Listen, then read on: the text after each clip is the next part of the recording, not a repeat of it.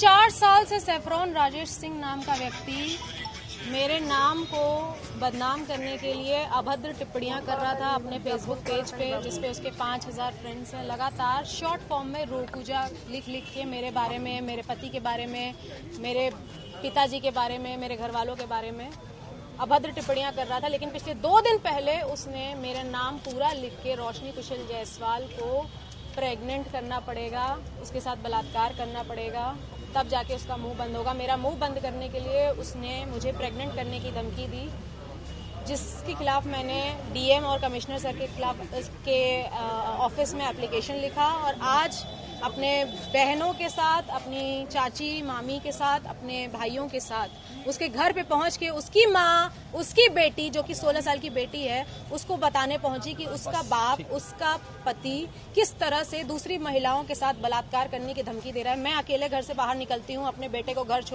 School छोड़ने के लिए, उसे ट्यूशन छोड़ने के लिए। मुझे अकेला पाकर वो कभी भी मेरा बलात्कार कर सकता है। मेरा बलात्कार होने के बाद, जैसे आरजीकर मेडिकल कॉलेज की महिला के साथ बलात्कार होने के बाद लोग उसके सपोर्ट में मोमबत्ती लेकर बाहर निकल रहे थे सपोर्ट के लिए, मैं नहीं चाहती कि मेरा बलात्कार या किसी भी महिला या किसी भी बेटी का बलात्कार होने के बाद लोग फिर से आरजीकर मेडिकल कॉलेज की तरह, निर्भया कांड की तरह मोमबत्ती लेके निकले। अगर बलात्कारी ऐसा है, सैफरॉन राजेश सिंह जैसा है, और उसका घर मुझे पता है जो मेरे ही शहर बाबा विश्वनाथ की नगरी काशी में रहता है, तो मुझे उसके घर पे जाके उसकी बीवी, उसकी बेटी, उसकी माँ को जरूर बताना चाहिए कि वो क्या है।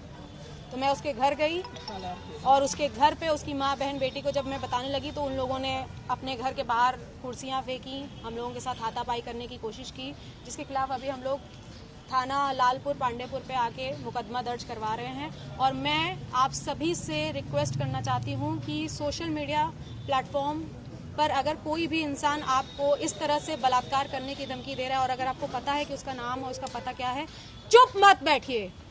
मैं हर उस महिला के सपोर्ट में आज आवाज उठा रही हूँ जो इन जैसे बलात्कारियों के चपेट में आ जाती हैं।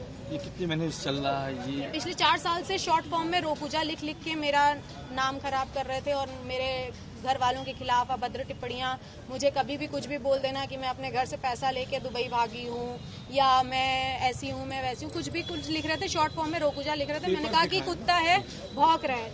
ये कम से कम 250 पन्ने का फोटो स्टेट है जिसमें सारी चीजें लिखी हुई हैं। पहले इस्तेमाल करो फिर विश्वास करो को सही में फॉलो करती रोशनी कुशल जायसवाल। ये सैफरॉन राजेश सिंह की आईडी है। फिर इसमें लिखा है कि आखिर माल हो हमार, तहु के दिलवा देव, अब बात खत्म करा, फिर से प्रेग्नेंट करे के होई तब जाके रोशनी कुशल जायसवाल माल बनाओ। आप एक कांग्रेस की नेता भी हैं, क्या कहेंगी जिस तरीके से योगी सरकार लगातार बुलडोजर की बात करती है? योगी सरकार बुलडोजर चलवाती है, इन जैसे घर पे कब बुलडोजर चलेगा? और सैफरॉन राजेश सिंह नहीं, इसका नाम होगा आज से बलात्कारी राजेश सिंह। इसके घर में, इसके मोहल्ले में, ये सारे फोटो स्टेट मैंने हर घर में बांट के आए हैं कि आपके मोहल्ले में रहता है ये बलात्कारी सैफरॉन राजेश सिंह, जो दूसरे की, मैं भी किसी की माँ हूँ, मेरा 9 साल का बेटा है, मैं भी किसी की बीवी हूँ। मेरे पति का खून खोलेगा कि नहीं जब उसकी बीवी को इस तरह से बलात्कार करने की धमकी आएगी? 4 साल से चल रहा है। आपको लगता है कि किसी राजनीतिक पार्टी से बिलोंग करते हैं? आरएसएस का है, अपने आप को आरएसएस का बोल रहे हैं, और क्या है क्या नहीं है मैं उनको ना जानती हूँ ना मुझे उनको जानना है। बस ऐसे बलात्कारियों से अपनी माँ, बहन, बेटियों को बचाएं।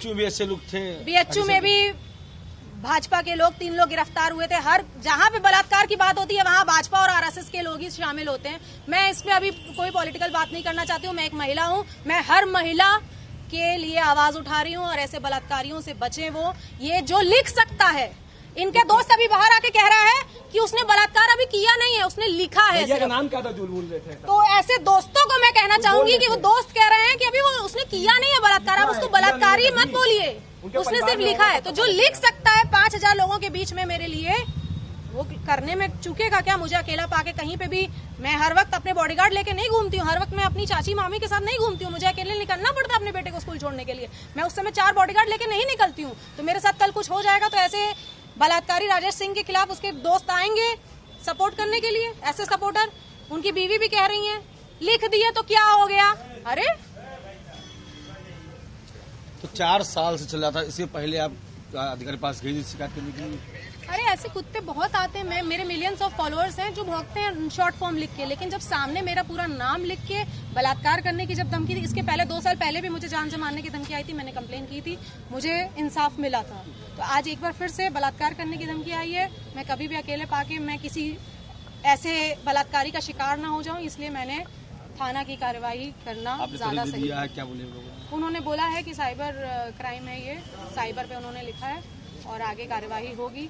मैं योगी मोदी जी से निवेदन करना चाहती हूँ कि ऐसे बलात्कारी राजेश सिंह के घर के ऊपर और महिलाओं को क्या करना चाहेंगे जो महिलाएं डर जाती हैं? जो भी महिलाएं ऐसे लोगों से डर जाती हैं या छोड़ देती हैं, मैं उन सब से रिक्वेस्ट करना चाहूंगी कि अगर ऐसे लोगों को छोड़ते हुए आएंगे तो कभी आपकी बहन, आपकी बेटी, आपकी बीवी कोई भी हो सकती है। तो इन जैसे लोगों को बिल्कुल नहीं छोड़ना है, इनके खिलाफ आवाज उठानी है और महिला सशक्तिकरण की मिसाल पैदा करनी है। Thank you.